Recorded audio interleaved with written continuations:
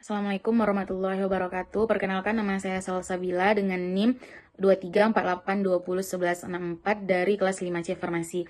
Baiklah, di sini saya akan menjelaskan isi PPT saya, yaitu dengan mata kuliah Kimia Bahan Alam yang membahas tentang steroid dan juga terpenoid.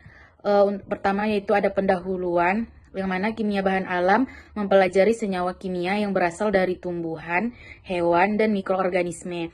Beberapa golongan senyawa penting dalam farmasi antara lain yaitu ada alkaloid, steroid, terpenoid, glikosida, dan juga saponin yang memiliki aktivitas biologis dan banyak dimanfaatkan sebagai bahan obat. Untuk yang pertama yaitu steroid. Steroid adalah senyawa metabolit sekunder yang memiliki struktur dasar berupa 4 cincin karbon yang saling berikatan. Kemudian untuk terpenoid, terpenoid adalah senyawa metabolit sekunder yang tersusun dari unit isoprena yaitu C5H8 dan banyak ditemukan pada tumbuhan, terutama sebagai komponen minyak atsiri. Lalu lanjut sifat-sifat dari steroid dan juga terpenoid ini. Untuk steroid, dia itu memiliki sifat yang nonpolar, kemudian tidak larut dalam air, larut dalam pelarut organik, serta struktur yang stabil, yaitu memiliki 4 cincin karbon dan aktif secara biologis. Kemudian untuk terpenoid, dia itu memiliki aroma yang khas, bersifat volatil, yaitu mudah menguap, kemudian tidak larut dalam air, namun larut dalam pelarut organik, yang mana memiliki sifat lipofilik.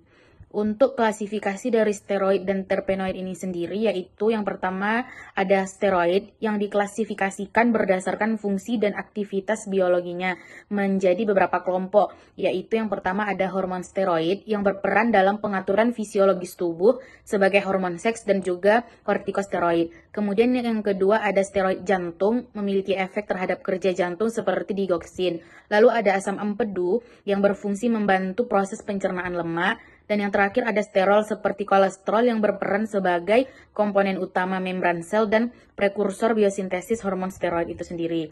Lalu untuk terpenoid itu diklasifikasikan berdasarkan jumlah unit isoprena penyusunnya.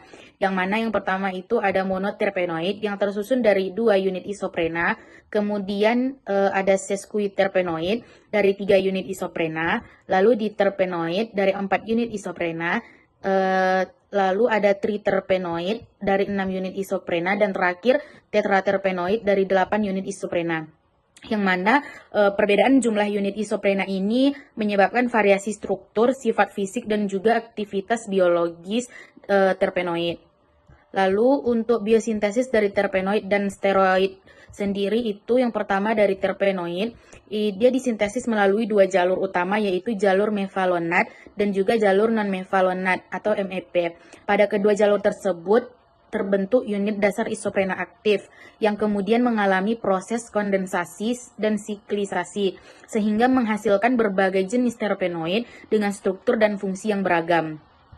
Untuk steroid sendiri itu biosintesis steroid dimulai dari asetil CoA yang memiliki jalur mevalonat membentuk isoprena aktif, yang mana senyawa ini kemudian mengalami kondensasi menjadi sekualen yang selanjutnya disiklisasi membentuk inti steroid, yang mana inti tersebut selanjutnya dimodifikasi melalui reaksi oksidasi dan juga reduksi sehingga menghasilkan berbagai jenis steroid seperti hormon steroid dan juga sterol.